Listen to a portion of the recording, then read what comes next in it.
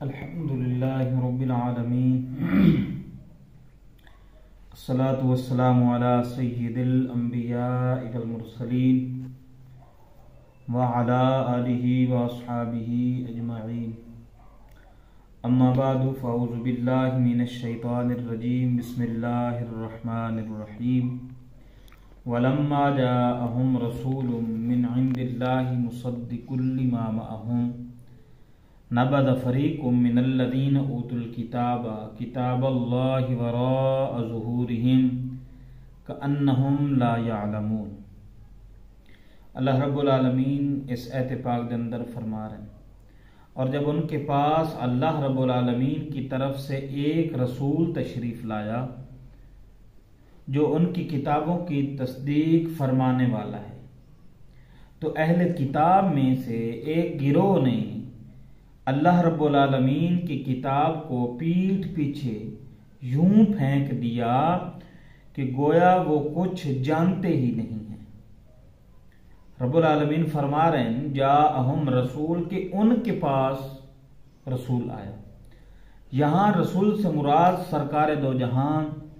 سرکار دو عالم صلی اللہ علیہ وآلہ وسلم ہیں،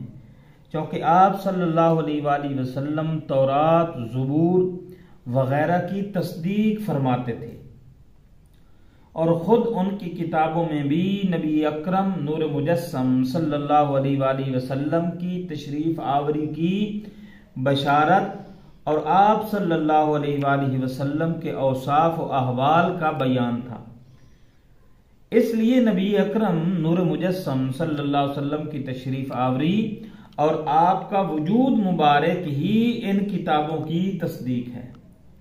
سامعین احترام، لہذا اس بات کا تقاضا تو یہ تھا کہ نبی اکرم نور مجسم صلی اللہ علیہ وآلہ وسلم کی آمد پر اہل کتاب کا ایمان اپنی کتابوں کے ساتھ اور زیادہ پختہ اور مضبوط ہوتا، مگر اس کے برعکس انہوں نے اپنی کتابوں کے ساتھ بھی کفر کیا، اور مشہور مفسر سدی کا قول ہے کہ نبی اکرم نور مجسم صلی اللہ علیہ وسلم کی تشریف آوری ہوئی تو یہودیوں نے تورات اور قرآن کریم کا تقابل کیا، اور جب دونوں کو ایک دوسرے کے مطابق پایا تو انہوں نے تورات کو بھی چھوڑ دیا۔ رب العالمین نے فرمایا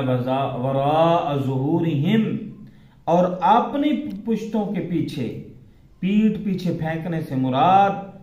کہ اس کتاب کی طرف بے التفاتی کرنا۔ حضرت سیدنا سفیان بن عیینہ رضی اللہ تعالی عنہ، آپ کا فرمان علی شان ہے کہ یہودیوں نے تورات کو ریشمی غلافوں میں سونے چاندی کے ساتھ مزین کر کے رکھ لیا اور اس کے احکام کو نہ مانا۔ اس سے معلوم ہوا کہ اللہ رب العالمین کی کتاب پر عمل نہ کرنا اور اسے پیٹھ کے پیچھے پھینکنے کے مترادف ہے کہ اگرچہ اسے روز پڑھے، اچھے کپڑے میں لپیٹ کر رکھے، جیسے یہودی تورات کی بہت تعظیم کرتے تھے، لیکن نبی اکرم نور مجسم صلی اللہ علیہ وسلم پر ایمان نہ لائے تو اس پر عمل نہ کیا، گویا اسے پشت ڈال دیا۔ اور آج کے مسلمانوں کا بھی یہی حال ہے کہ اس کے بہت مشابہ ہے کہ قرآن کریم کے عمدہ سے عمدہ اور نفیس نسخے گھروں میں اور مسجدوں میں الماریوں کی زینت تو ہیں، لیکن ریشمی غلاف بھی ان پر موجود ہیں، لیکن پڑھنے، سمجھنے اور عمل کرنے کی حالت یہ ہے کہ ان الماریوں اور ریشمی غلافوں پر گرد کی تہ جم چکی ہے،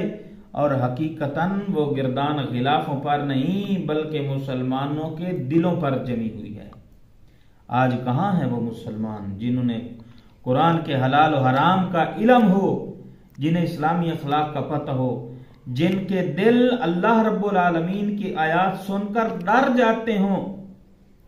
اور ان کے اعضاء اللہ تعالیٰ کے خوف سے کانپ اٹھتے ہوں، جن کے دل و دماغ پر قرآن کے انوار چھائے ہوئے۔ افسوس، کسی نے کہا تھا وہ معزز تھے زمانے میں مسلمان ہو کر، وہ معزز تھے زمانے میں مسلمان ہو کر، اور ہم خار ہوئے تارک قرآن ہو کر۔ سامعین عزیز شم اس آیت سے اشارتاً معلوم ہوا کہ قرآن شریف کی طرف پیٹھ نہیں کرنی چاہیے، اور یہ بے روحی اور بے توجہ کی علامت ہے کہ انسان اس کی طرف توجہ نہیں کرتا، انسان خود اس سے دور ہو گیا ہے، اور اللہ تعالیٰ کی کلام ایسی ہے جتنا انسان اس سے دور ہوتا ہے یہ خود بخود انسان سے دور ہو جاتی ہے۔ معلوم ہوا کہ بے عمل آدمی جاہل کی طرف ہوتا ہے، بلکہ اس سے بھی بدتر ہوتا ہے۔ دعا ہے کہ اللہ رب العالمین قرآن پاک پڑھ کے، سن کے، سمجھ کے عمل کرنے کی توفیق عطا فرمائے۔